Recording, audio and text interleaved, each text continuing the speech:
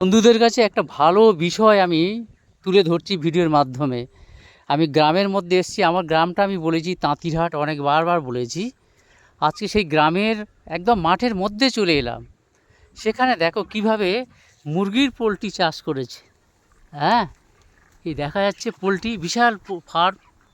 হুম, দেখো কি বিশাল ফার্ম মাঠের মধ্যে, কি সুন্দর করে ভিতরে ফ্যান চলছে, লাইট আছে, সবসময় কি সুন্দর করে। আর একটা বিজ্ঞানসম্মতভাবে উপরে পলিথিন দেয়া আছে, কিন্তু শ্যাডো তৈরি করা, মানে সূর্যের আলোটা যাতে নিচে ওই স্টিমটা না লাগে, তার মধ্যে দেখো কিছু গাছ দিয়েছে।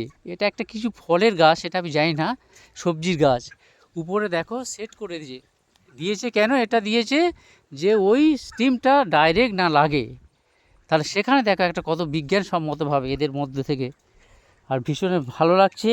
এবং আর কিছুদিন পরে এই মুরগিগুলো ছেড়ে দেবে, শান্ত বড় হয়ে গেছে দেখা যাচ্ছে, এবারে ছাড়ার মতো। আর সব ক্যাঁকো ক্যাঁকো করছে ওই সব সব। হ্যাঁ, ভীষণ ভালো লাগছে। একবার এসছিলাম তখন ভীষণ ছোট ছিল, আজকে দেখলাম যে এগুলো ছাড়ার মতো হয়ে গেছে মোটামুটি। হ্যাঁ, এগুলো কী যত্ন করতে হয়। আমি দেখছি ভিতরে ফ্যান চলছে, লাইট জ্বলছে কন্টিনিউয়াস।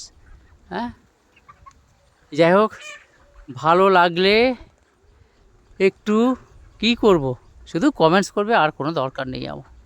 ওকে, সবাই ভালো থাকবেন, সুস্থ থাকবেন, ধন্যবাদ।